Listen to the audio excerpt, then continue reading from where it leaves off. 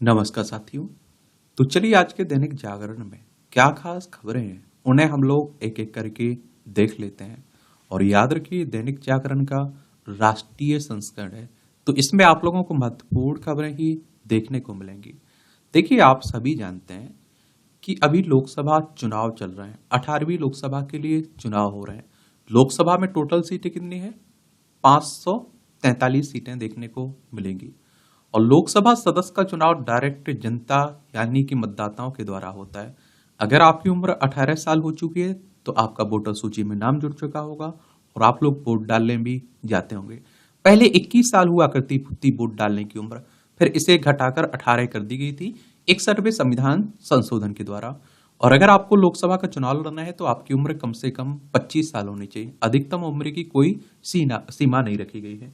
ये चुनाव करवाता कौन है? इलेक्शन कमीशन ऑफ इंडिया, चुनाव आयोग की बात हो रही है, भारतीय निर्वाचन आयोग की। एक संवैधानिक संस्था है। संविधान के अनुच्छेद 324 के तहत चुनाव आयोग की स्थापना की बात की गई है। 25 जनवरी 1950 में स्थापना हुई थी। 25 जनवरी को आप लोग मतदाता दिवस मनाते हैं। और आप देखते हैं कि नई दिल्ली में इसका सचिवालय देखने को मिलेगा। और सुकुमार सेन पहले मुख्य चुनाव आयुक्त थे। देखिए अभी बयानबाजी चल रही है, इसका आरोप उस पर, उसका आरोप इस पर। एक सैम पित्रोदा का एक बयान आया हुआ है। इंडियन ओवरसीज कांग्रेस के अध्यक्ष हैं। ये बोले कि अमेरिका में है ऐसा टैक्स कि देखिए विरासत टैक्स की बात हो रही है और भारत में भी विरासत टैक्स की इन्होंने पैरवी की हुई है। देखिए विरासत टैक्स कहने का मतलब है कि आपने मान लीजिए कि मैंने 100 रुपए कमाए और मेरे जाने के बाद 100 रुपए में से आप देखेंगे कि 55 रुपए सरकार के हो जाएंगे और 45 रुपए हमारे परिवार के, जो हमारी आने वाली पीढ़ी होगी, उसके रहेंगे। तो उसी को आप लोग देखते हैं कि विरासत टैक्स कहते हैं। और कई देशों में आप देखते हैं कि इस तरह का टैक्स लगता है, तो याद रखिएगा। और इसमें से 100, अगर आप देखिए कि 100 मिलियन की अमेरिकी डॉलर की संपत्ति है तो जब वह मर जाता है तो उसकी केवल 45% संपत्ति उसके बच्चों को ट्रांसफर होती है। 55% संपत्ति सरकार अपने कब्जे में ले लेती है। तो उसी की बात हो रही है।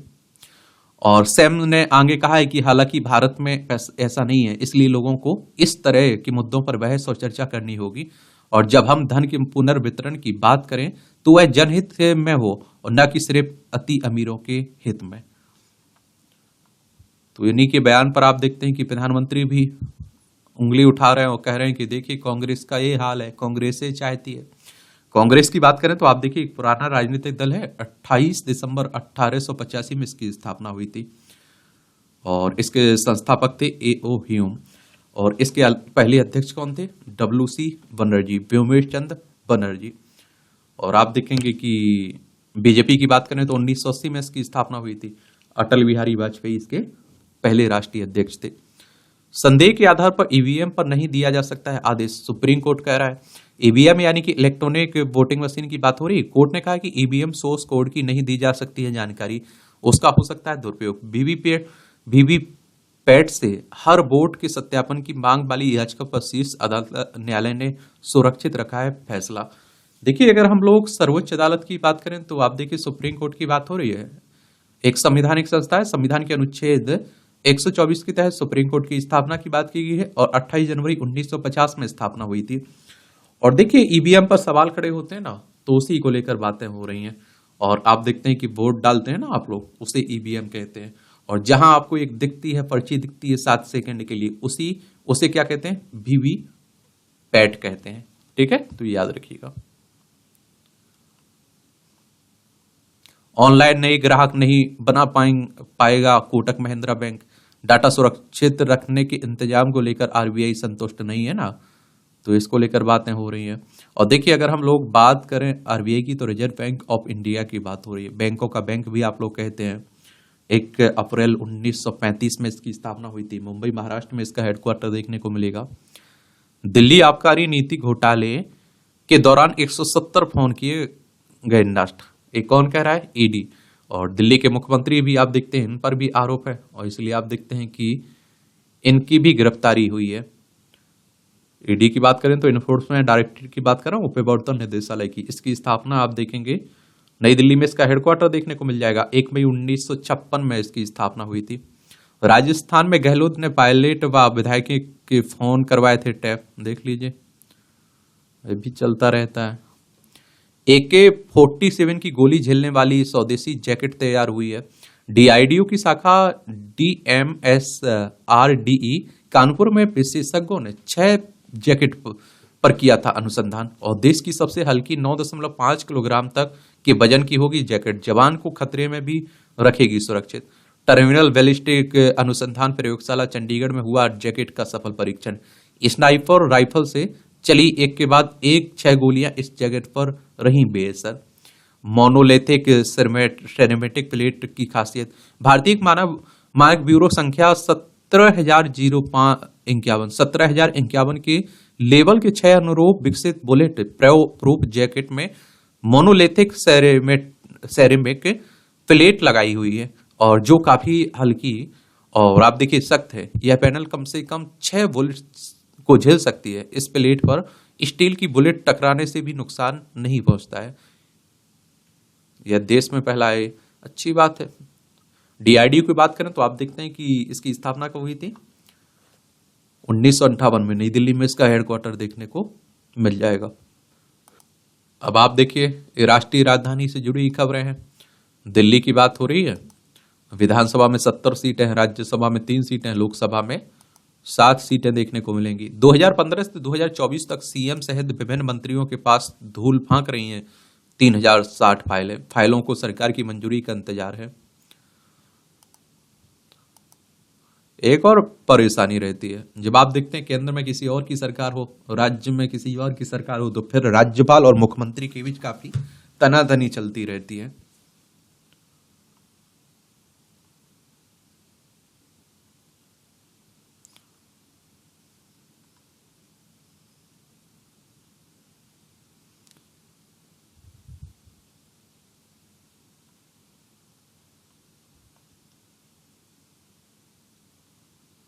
ये दिव्यांग छात्रों के लिए परीक्षा को बनाया और सुलभ। प्रयोगशालाओं में ऊंची व्हील चेयर और विशेष टेबल की स्थापना की गई और दिव्यांग विद्यार्थियों के परिवहन के लिए एक सुलभ E-कार्ड की व्यवस्था हुई है। देखिए, अब विकलांग हैं, उनको भी ध्यान में रखते हुए परिस्थितियां तैयार करना चाहिए एक तरह से। बाकी अब देखें, राजनीति की बातें हो ही रही हैं।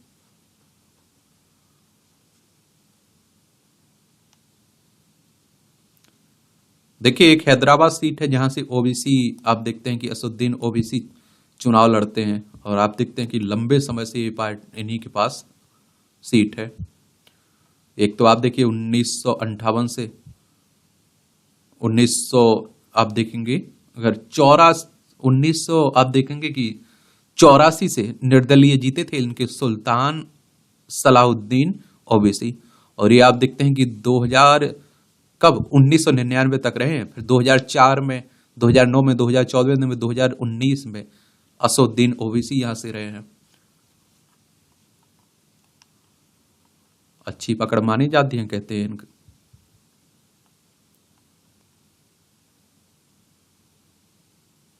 जो विरासत टैक्स की बात हो रही है ना, तो आप देखिए भारत में भी कहते हैं कि वसूला जाता था विरासत टैक्स। 40 वर्ष पहले भारत में भी इसी तरह का टैक्स सिस्टम लागू था। इसे इसे एस्टेट ड्यूटी कहा जाता था, और 1953 में लागू किया गया था। 1985 में यह टैक्स खत्म कर दिया गया था। मृतक व्यक्ति से उत्तराधिकार को संपत्ति के स्थानांतरण पर यह टैक्स लगाया जाता था। टैक्स मृतक व्यक्ति द्वारा छोड़ी गई जायदाद की कुल कीमत पर लगभग लगता था, और उत्तराधिकारी को एक तय प्रतिशत टैक्स के तौर पर चुकाना होता था।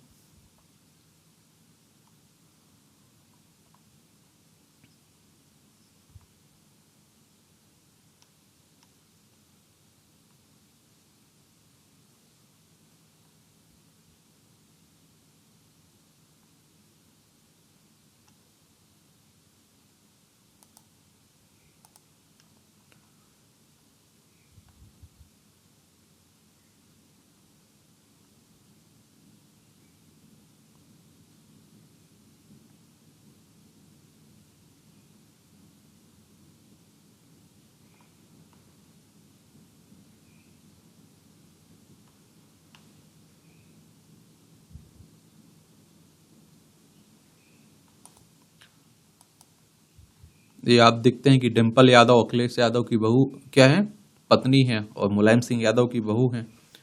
तो उनका इंटरव्यू छपा हुआ है, पढ़ना हुआ करें तो पढ़ सकते हैं आप लोग। और इसकी पीडीएफ टेलीग्राम पर डाल देता हूँ, न्यूज़पेपर की, एजुकेशन सर्कल प्लेटफॉर्म है ना, तो वहां मिल जाएगी आप लोगों को।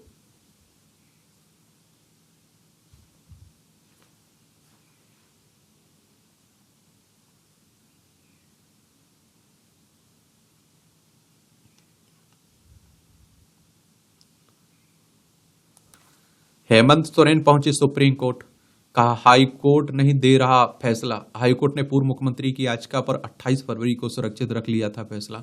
हेमंत सोरेन पर जमीन से जुड़े घोटाले के मामले में मनी लॉन्ड्रिंग का आरोप है ना, तो उन्हीं की बात हो रही। झारखंड के मुख्यमंत्री रहे हैं। देखिए एक बार आप लोग झारखंड चलिए, ये आप देखिए रांची इसकी राजधानी देखने को मिल जाएगी। और आप देखेंगे कि ये 15 नवंबर सन 2000 में बिहार से अलग करके बनाया गया था। इसकी सीमा आप देखिए, बिहार से, उत्तर प्रदेश से, छत्तीसगढ़ से, उड़ीसा और पश्चिम बंगाल से लगती है। विधानसभा में 81 सीटें हैं, राज्यसभा में 6 सीटें हैं, लोकसभा में 14 सीटें हैं। 79,716 वर्ग किलोमीटर में फैला हुआ है। और आप देखते हैं कि सीपी राधाकृष्णन यहाँ के राज्यपाल हैं, मुख्यमंत्री चंपई सोरेन हैं। ये हाईकोर्ट के फैसले के खिलाफ सुप्रीम कोर्ट पहुंची बंगाल सरकार। स्कूलों में 25,773 लोगों की नियुक्ति को रद्द करने के आदेश को दी गई चुनौती, कहा मनमाने ढंग से रद्द की गई नियुक्तियां। और ईडी ने शिक्षक भर्ती घोटाले के आरोपित की आवाज की रिपोर्ट कोर्ट को सौंपी। अभी आप देखते हैं कि पश्चिम बंगाल में आप देखते हैं कोर्ट ने, आप देखते हैं कि हाई कोर्ट ने वहां के एक फैसला दिया था ना, तो शिक्षक नियुक्ति को रद्द कर दिया था। तो उसी को लेकर ये सुप्रीम कोर्ट पहुंच चुकी है ममता सरकार।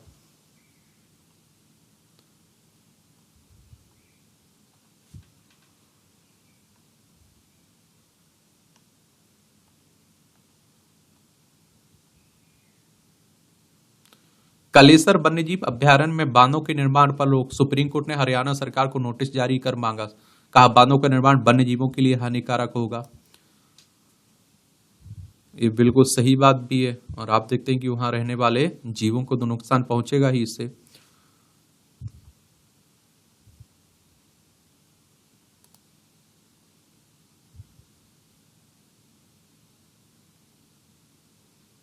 जल संकट से सीखा सबक और 250 किसानों ने नहीं लगाई धान की फसल। छत्तीसगढ़ में धमतरी जिले के ग्राम परसत राई में पिछले वर्ष जल संकट के बाद किसानों ने सामूहिक पहल की है। करोड़ों लीटर पानी बचाया, अब तीसरी फसल लेने की तैयारी है इनकी। अच्छी फसल, अच्छी पहल है, यही कहिए।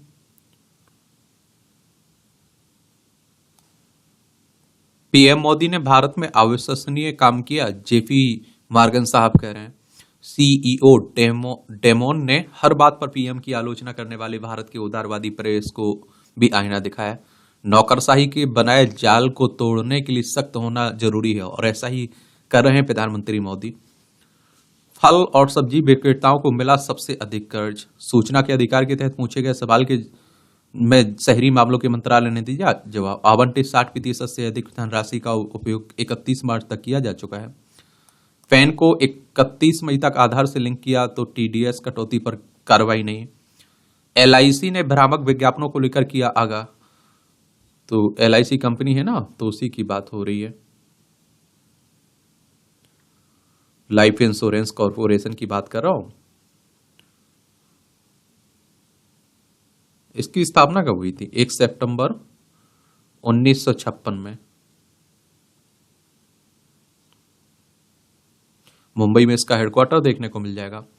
हलाल प्रमाण पत्र देने वाले निकायों की मान्यता बढ़ी। हलाल प्रमाण पत्र देने वाले निकायों को की मान्यता और निकाय निर्यात इकाइयों के पंजीकरण की समय सीमा 3 महीने बढ़ाकर 4 जुलाई तक कर दी गई। मांस उत्पाद को हलाला प्रमाणित के रूप में निर्यात की अनुमति तभी दी जाती है जब भारतीय गुणवत्ता परिषद में से मान्यता प्राप्त निकाय से मिले वैध प्रमाण पत्र में सुविधा उत्पादित की जाती है।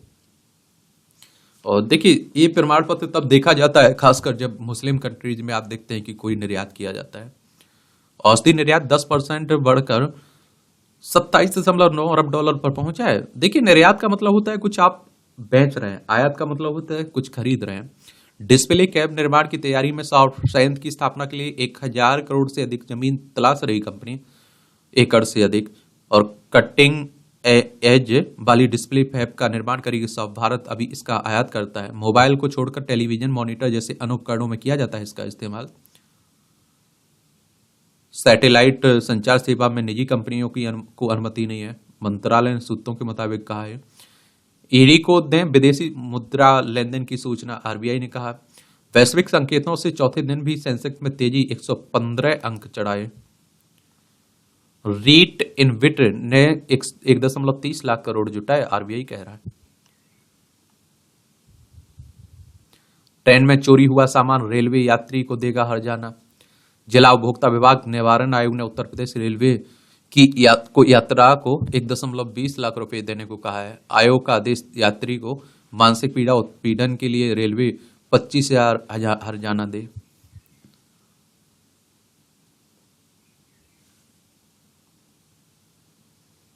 यह कहना खतरनाक कि निजी संपत्ति का अधिग्रहण नहीं किया जा सकता है। सुप्रीम कोर्ट ने कहा सामाजिक परिवर्तन लाना संविधान का उद्देश्य। महाराष्ट्र का कानून वैध है या नहीं, इसका फैसला स्वतंत्र रूप से होगा। इस तरह के मामले भी आते रहते हैं। अब आप देखिए, 25,000 करोड़ रुपए की एमएससीबी घोटाले में सुनेत्रा पवार को क्लीन चिट मिली है। किसकी बात हो रही? ईओडब्ल्यू ने क्लोजर रिपोर्ट में कहा कि उसे इस मामले में कोई आपराधिक कृत्य या गलत काम नहीं नजर आया। अजीत पवार की ये पत्नी है, और इसीलिए आप देखते हैं कि सवाल उठते रहते हैं कि प्रधानमंत्री साहब कहते थे ना कि इन्होंने इतना बड़ा घोटाला किया, और जब से आप देखिए अजीत पवार बीजेपी के साथ गठबंधन में आए हुए हैं, उनके सब पाप धुलते जा रहे हैं। समझ रहे हैं आप? और कहा जा रहा है कि उन्होंने कोई गलत काम नहीं किया। और पहले जब वो विपक्ष में थे, आपने देखा है उन पर ईडी, सीबीआई, दुनिया भर के टैक्स एजेंसियां काम करती रहती थी। तो आप लोगों ने कई बार पूछा है कि क्या इसका दुरुपयोग होता है इस तरह की एजेंसियों का। तो देखिए, हर सरकार इसका दुरुपयोग करती है, लेकिन हर मामले में करती है, ये कहना गलत है बस। ठीक है। उड़ीसा में मध्यम दूरी की नई बैलिस्टिक मिसाइल का परीक्षण उड़ीसा के अब्दुल कलाम द्वीप से किया गया है। अगर आप देखेंगे उड़ीसा, देखिए ये है उड़ीसा, आपको ये देखने को मिल जाएगा। इसकी राजधानी क्या है? भुवनेश्वर इसकी राजधानी देखने को मिलेगी। इसकी सीमा आप देखिए, आंध्र प्रदेश, छत्तीसगढ़, झारखंड, पश्चिम बंगाल से लगती है। नवीन पटनायक साहब यहाँ के क्या है? मुख्यमंत्री देखने को मिलेंगे। विधानसभा में 147 सीटें हैं, राज्यसभा में 10 सीटें हैं, लोकसभा में 21 सीटें हैं। 1,55,707 वर्ग किलोमीटर में फैला हुआ है आपका उड़ीसा। अब आप देखिए अंतर्राष्ट्रीय खबरें हैं। रूस यूक्रेन का चल रहा है, वहां हमास और इजराइल का चल ही रहा है। इंडोनेशिया में प्रोबोवो सुबियांतो नवनिर्वाचित राष्ट्रपति घोषित किए गए। जकार्ता इसकी राजधानी है। भारत रूस के बीच रक्षा सहयोग की प्रगति पर चर्चा हुई है। डोभाल ने कहा कि आतंकवाद से लड़ने में दोहरे मानदंड ना अपनाए जाए।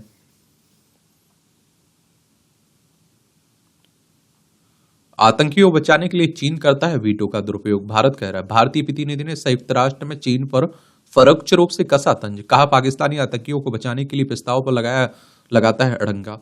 और इसीलिए तो आप देखते हैं कि यूएनएससी संयुक्त राष्ट्र सुरक्षा परिषद में सुधार की बात होती रहती है। 24 अक्टूबर 1945 में इसकी स्थापना हुई थी। न्यूयॉर्क यूएसए में इसका हेडक्वार्टर देखने को मिल जाएगा। और देखिए, संयुक्त राष्ट्र सुरक्षा परिषद में 15 सदस्य हैं, जिसमें से आप देखिए 10 अस्थायी सदस्य हैं, लेकिन 5 स्थायी सदस्य हैं। स्थायी सदस्य में चाइना हो गया, फ्रांस हो गया, रूस हो गया, यूनाइटेड किंगडम हो गया, संयुक्त राज्य अमेरिका देखने को मिलेगा। अगर कोई प्रस्ताव पास कराना होता है तो इन पांचों को एक मत होना चाहिए। अगर इनमें से एक भी उसके विरोध में जाता है तो वो प्रस्ताव रिजेक्ट हो जाता है। पेंसिल्वेनिया में कांग्रेस की प्राइमरी दौड़ हार गई भारतवंशी भविनी पटेल।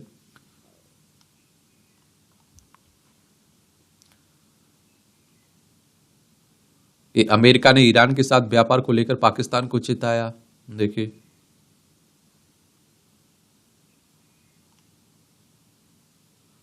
टिकटॉक बेचें या फिर प्रतिबंध का सामना करें, अमेरिकी सेनेट कह रहे हैं। चीन के 3 अंतरिक्ष यात्री तियानगोंग अंतरिक्ष स्टेशन के लिए होंगे रवाना। उत्तर पश्चिम चीन में जेउक्वान सैटेलाइट लॉन्च सेंटर से 25 अप्रैल को अंतरिक्ष यान सैनझोउ 18 चालन दल के अंतरिक्ष के लिए रवाना होगा। इसके पीछे की सभी तैयारियां की जा रही हैं। देखिए, चाइना की बात करें तो लद्दाख हो, हिमाचल प्रदेश, उत्तराखंड, सिक्किम, अरुणाचल प्रदेश, 5 राज्यों की सीमा लगती है हमारी। अर्जेंटीना में बजट कटौती के विरोध में लाखों छात्र सड़क पर उतरे। अर्जेंटीना में शिक्षा के क्षेत्र में सरकार की नीतियों के विरोध में लाखों की संख्या में छात्र और शिक्षक राजधानी ब्यूनस आयर्स में एकत्रित हुए और प्रदर्शन किया। 2 दशकों में यह पहला मौका है जब इतनी बड़ी संख्या में छात्र सरकार की नीतियों के खिलाफ एकजुट हुए हैं और छात्र उच्च शिक्षा और अनुसंधान के बजट में भारी भरकम कटौती का विरोध कर रहे हैं। उन्होंने इसके लिए राष्ट्रपति जेवियर मिली की कड़ी निंदा भी की।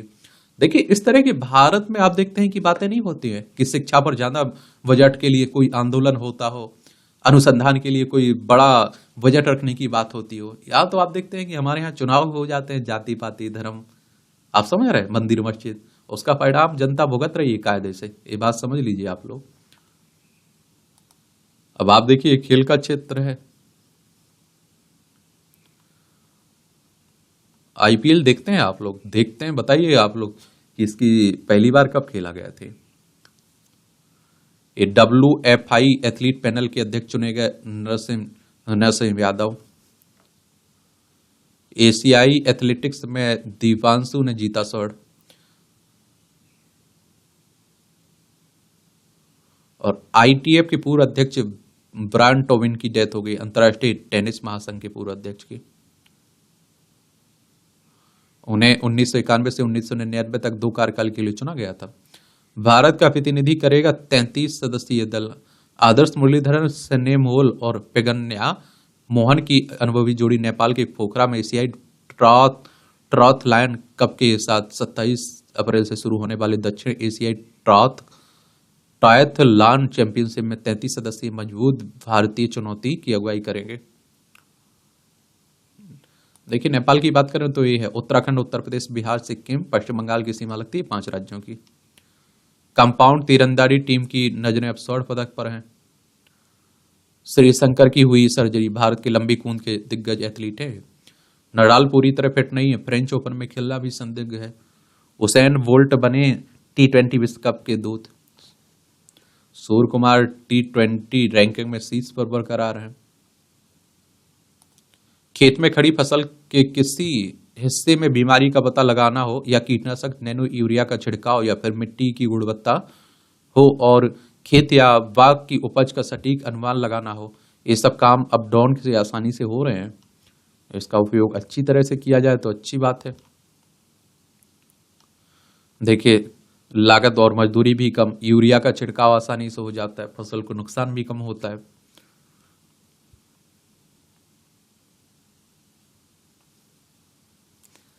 लता दीनानाथ मंगेशकर पुरस्कार से महानायक अमिताभ बच्चन सम्मानित हुए हैं। गत 16 अप्रैल को पुरस्कार के लिए दी गई थी नाम की घोषणा। पहला आप देखते हैं कि पुरस्कार 2022 में प्रधानमंत्री मोदी को प्रदान किया गया था, याद रखिएगा।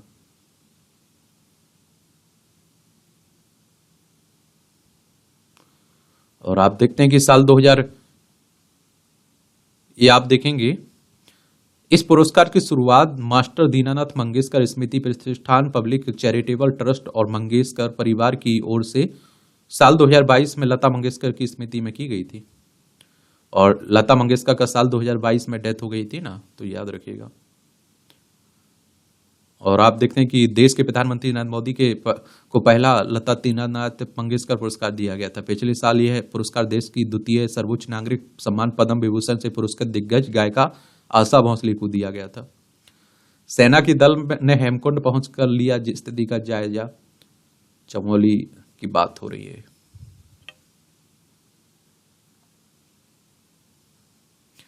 रामकृष्ण मठ व मिशन के नए अध्यक्ष बने गौतमानंद। प्रधानमंत्री साहब ने आप देखते हैं कि दी है क्या शुभकामनाएं।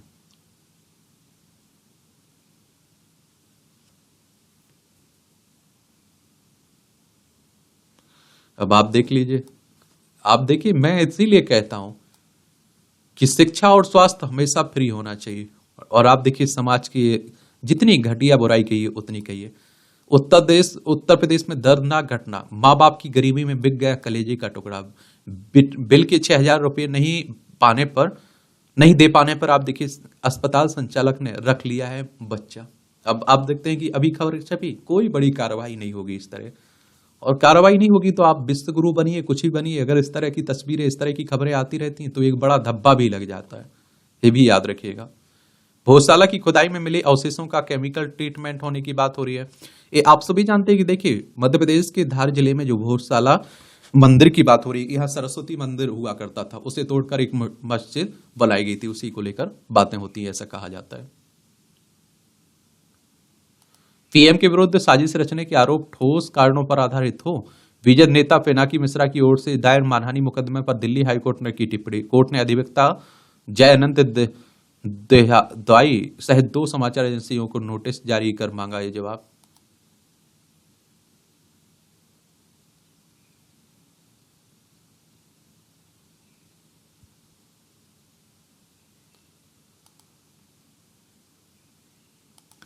अब आप देखेंगे यहाँ भी जनरल नॉलेज की जानकारी मिल जाती है, परीक्षा के पॉइंट भी सही पॉइंट मिल जाते हैं। तो भारत में पहली बार टीवी पर रंगीन प्रसारण शुरू किया गया 1982 में। आज ही भारत में पहली बार टीवी पर रंगीन प्रसारण शुरू किया गया था। इसकी शुरुआत मद्रास अब चेन्नई से हुई थी। भारत में टेलीविजन की शुरुआत 1959 में दिल्ली से हुई थी, और रंगीन प्रसारण ने भारत में टीवी और मनोरंजन परिदृश्य को पूरी तरह से बदल दिया। ईस्ट इंडिया कंपनी और रंजीत सिंह के बीच हुई अमृतसर की संधि 1809 में। आज ही ईस्ट इंडिया कंपनी और पंजाब के शासक रंजीत सिंह ने अमृतसर संधि पर हस्ताक्षर किए थे। नेपोलियन रूस के बीच तिलसित संधि के बाद अंग्रेजों में ने उत्तर पश्चिमी दिशा में आप देखते हैं दिशा से हमलों से बचने के लिए यह संधि की थी, और इससे रंजीत सिंह के शासन को मजबूती मिली। हिंदी को राजभाषा बनाने में चंदवली ने दिया था योगदान।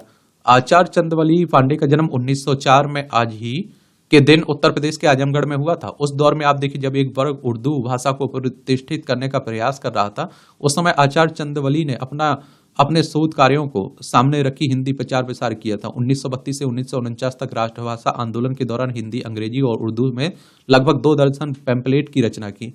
1984 में अखिल भारतीय हिंदी साहित्य सम्मेलन की सभापति रहे। उर्दू का रहस्य, कालिदास, तुलसीदास, राष्ट्रभाषा पर विचार उनके प्रमुख ग्रंथ हैं। आहार में जटिलताएं उम्र बढ़ने को करती हैं प्राथमिकता। 24 माह के कैलोरी प्रतिबंध के बाद डाटा का उपयोग कर 175 शोध प्रतिभागियों की टेलीमेयर लंबाई का परीक्षण किया गया है। इसमें 2/3 अध्ययन प्रतिभागियों ने कैलोरी की प्रतिबंध में भाग लिया। स्वर्ण या फिर आप देखते हैं दमकता येलो मून। जर्मनी के फ्रैंकफर्ट में टीवी टावर के ठीक पीछे स्वर्ण सा दमकता फुल येलो मून, इसका काफी सकारात्मक और आव्यात्मक अर्थ है। इसे शांति, आशावाद, प्रचुरता, संतुलन और समृद्धि का प्रतीक माना जाता है। इस दौरान ध्यान करने वालों के लिए यह काफी महत्वपूर्ण हो जाता है। यह चंद्रमा सामान्य दिनों की तुलना में 30% बड़ा और चमकदार होता है। डेंगू संक्रमित महिला में कम वजन के बच्चे पैदा होने का जोखिम है, अनुसंधान कह रहा है। ये सूक्ष्म जीव सुलझाएंगे अपराध की गुत्थी। ये आप देखिए जर्मनी के फॉरेंसिक विज्ञानी मार्क वेनेक नियमित रूप से घटनाओं पर शवों के साथ मिले मक्खियों, चींटियों और बीटल जैसे कीड़ों के जीवन चक्र का विश्लेषण करते हैं। यह सुनने में भले ही विवश लगता हो, लेकिन फॉरेंसिक एंटोमोलॉजी कानून में मामलों में बहुत मददगार साबित हुए। इससे यह पता लगाने में मदद मिलती है कि किसी की मृत्यु कब हुई, और कई बार तो यह भी पता चल जाता है कि कैसे हुई। और हत्या जैसे मामलों में सबूत नष्ट होने पर अपराधी को पकड़ने में आती है मुश्किल। जर्मन विज्ञानी ने बताई कई नए तथ्य। क्राइम सीन पर 20 सूक्ष्म जीवों का पहचान, और 21 दिनों के लिए अलग अलग जगहों पर रखा सब, और 20 सूक्ष्म जीवों की पहचान, 21 दिनों का विश्लेषण।